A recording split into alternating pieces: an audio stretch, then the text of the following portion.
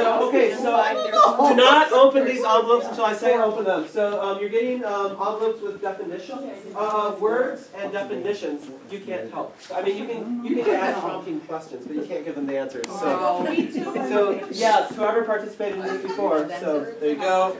There you go. Just so you know, occasionally I'll have an envelope that has a word that's missing a definition or a definition that's missing a word. I did that on purpose, of course.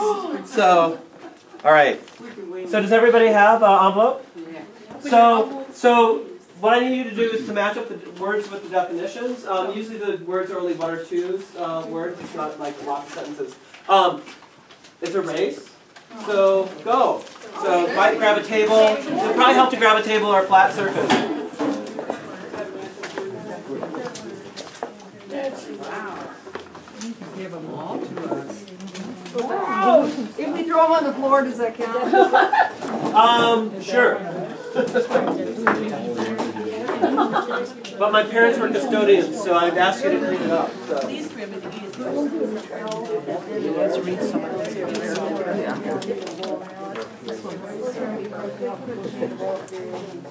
Okay. Here we go. This one's got, Is this okay. this one? This one's is this the way it was? That one's here, the answer.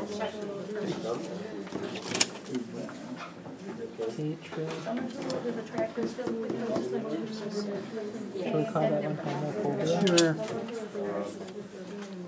This term refers to the fair or lesbian. Of the same and different. Maybe this is this. Is that what trans is? Does that I've go never either heard of way? that word before. Sexual, would this one? Okay, would this be The same or would this one different? be this This one? would be gay, right? Oh, no, this is someone who's attracted physically and emotionally. That would be that.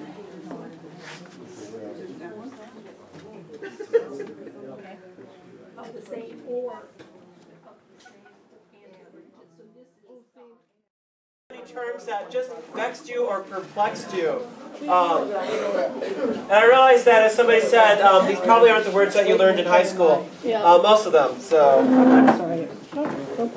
All right. I'm going to break this. I'm going to take what you just did and break it down along a couple of spectrums that I use to help people understand the complexity of identity. One of the things I hope to help people understand is that, like identity, the things that go into identity, including biological sex, gender identity, and sexual orientation, are very complex and vary from person to person. So anyway, to break some of this down, so biological sex, it was one of your terms. So when somebody says that they're pregnant, what's one of the first questions that people ask? Do you know if you're having a boy or girl? Right, so I want to tell you the students, the first question that they said is like, who's the father? That's what I was going to say. Right. And I'm like, that's awesome.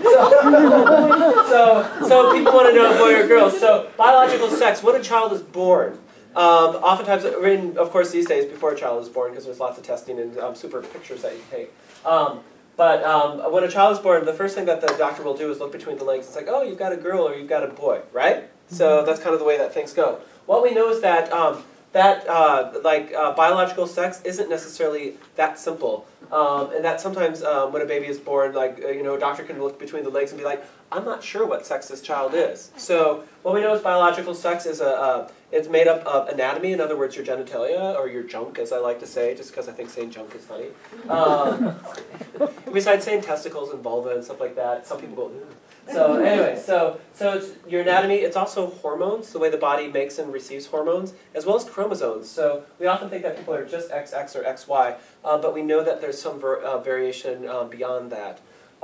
So for folks who are born with either ambiguous genitalia or some type of variation within that, a term that's often used is the word intersex. An older term that you might be familiar with is hermaphrodite.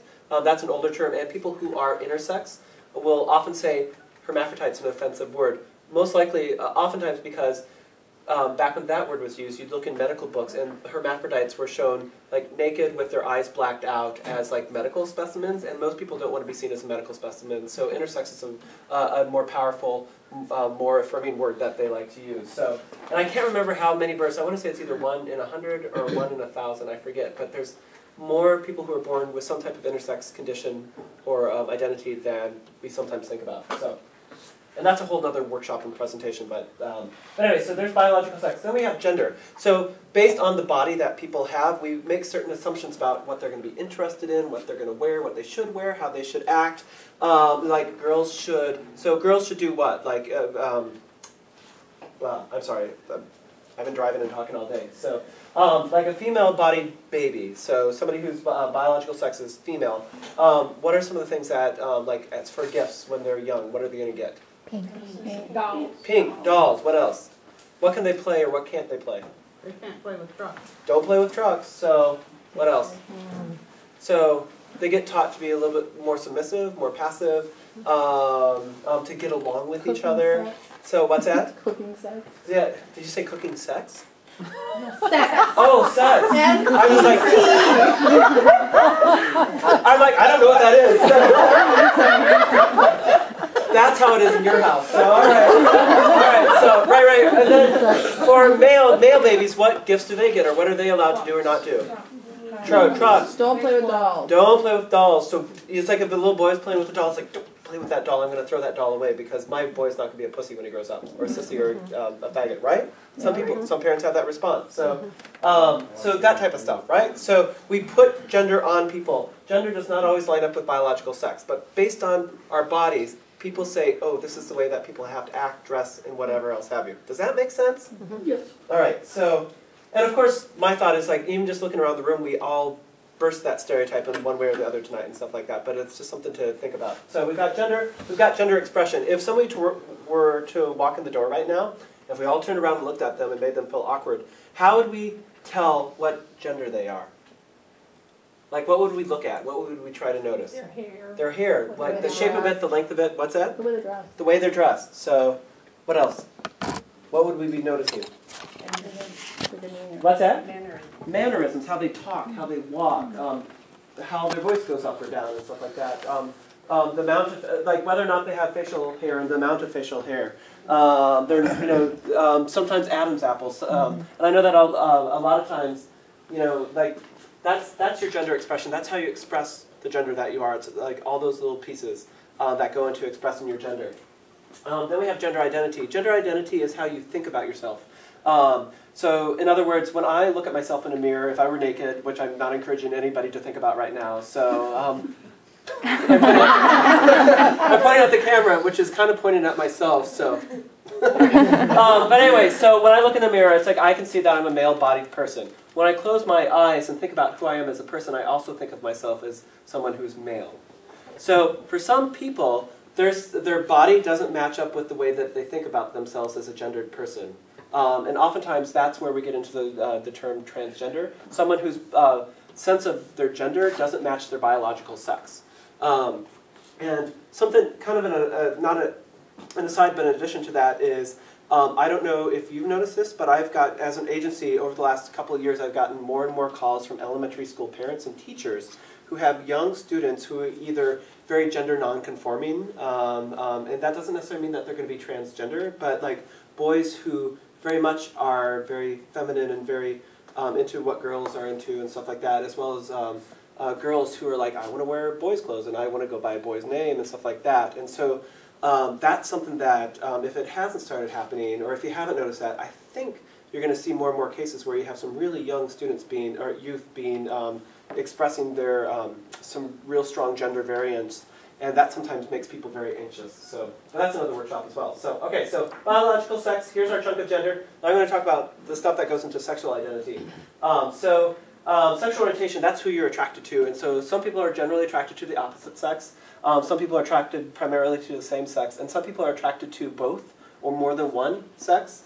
And of course, the folks that are attracted to more than one sex are oftentimes called bisexual. Bisexuals are often given a bad rap by both the straight community as well as the gay community, because the rumor, like, the myth is that you're bisexual, then you have to be having sex with anything that moves, and you have to be in a relationship with men and women at the same time. That's not true. They just simply have the capacity to fall in love with somebody of either gender, or either sex. And sometimes I interchange gender and sex.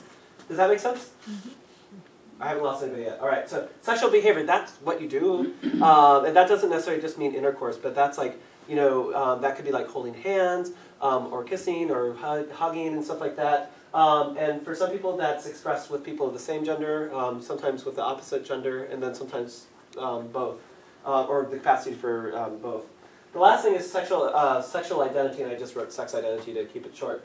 And that's how you identify both to yourself as well as outwardly to other people, and sometimes there's a difference between that. So in other words, in my head, I identify as a gay male, and I also tell people that I'm a gay male. So some folks identify as gay or lesbian or bisexual. Sometimes people identify as straight. One thing that I want to point out is that a person can identify as straight. You might be working with a young person who identifies as straight, but might be having sexual relationships with people of the same or both sexes, as well as be primarily attracted to the opposite sex. I mean, the same sex or both sexes. So just because a person says they're one, what their identity is, doesn't necessarily mean that that lines up with what their attraction and their behavior is. Same with gay youth. Believe it or not, some gay youth have sex with people of the opposite sex, and sometimes it's a way of distancing and casting suspicion away from them. Oftentimes, gay youth have a higher teen pregnancy rate than heterosexual youth, which I know seems weird or counterintuitive, but it's a way of saying, I don't want people to think that I'm gay, and so I'm going to get myself pregnant or get somebody else pregnant to prove that I'm straight. Does that make sense? Okay, so questions about this? So, and here's the beautiful thing on this. So, well, I actually don't know what my biological sex is because I've never had a test, but everybody here could, if they wanted to, plot themselves on this. So I'm going to assume that I'm biologically male. I see myself as male. My gender expression is a little bit more like this, but I think I'm pretty masculine, which sometimes people argue with, but I'm like, I get to define masculine as I want to. So my sexual attraction is mostly same. All these are connected, but they're also separate. So, and gay people don't necessarily want to be like the opposite sex, and transgender people aren't necessarily gay, although sometimes they are. Does that make sense? All right. Sorry, that was heavy definition or terminology, but I wanted to, this feels like a really basic kind of starting point or foundation of understanding not just the needs of gay, lesbian, bisexual, and transgender youth, but also heterosexual youth, because all heterosexual people have a biological sex and a gender expression and all these things. It's not just gay, lesbian, bisexual, and transgender people. Oh, and one last term. I didn't give this to the youth, but we use the term transgender, but there's also cisgender. And that's spelled CIS gender. And that's the Greek, cis is the Greek word for on the same side of. And so in other words, instead of, if somebody's not transgender, a word that you can use is cisgender. In other words, because I'm a cisgendered male because I'm both biologically male and I think of myself as a male. Does that make sense? All right. So that was the heaviest I'm going to get with terminology tonight. All right. So we got through that. So is anybody sleeping yet? So you in the plaid shirt right there, are you sleeping yet? So, oh, you are sleeping. All right, good. I'm going to try to wake you up. So.